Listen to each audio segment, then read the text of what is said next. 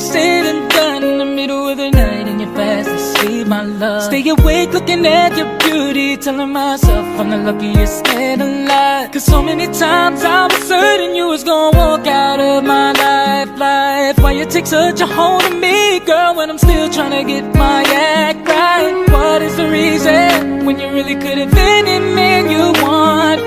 I don't see what I have to offer. I should have been a season, cause you could see I have potential. Do you know you're my miracle? Oh yeah, like a statue, stuck staring right at you. Got me frozen in my tracks, so amazed how you take me back. Each and every time I look alive, statue, stuck staring right at you.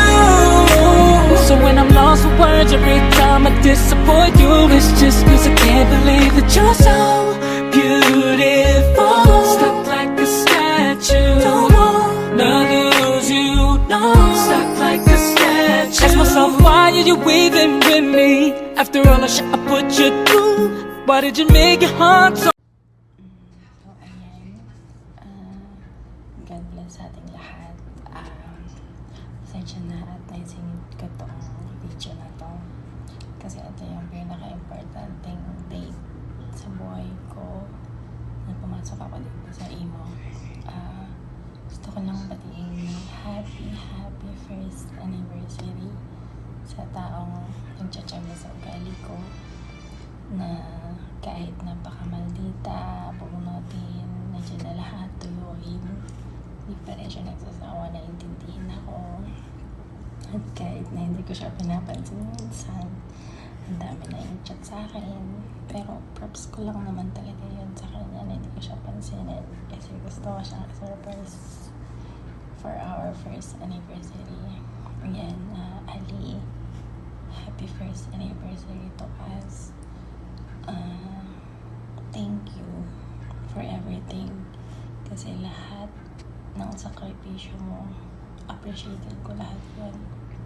At sorry sa mga araw na hindi kita chinachat. Alam mo naman na pag ako yung nag-prank talaga, parang makatotohanan talaga. Pero kahit ganun, sobrang miss na kita.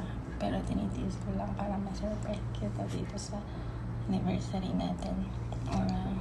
Ayun, salamat sa lahat ng pagtsatsaga mo sa ugali ko. At saka thank you kasi na-appreciate mo ako lagi. Ayun, mahal na mahal kita until we meet.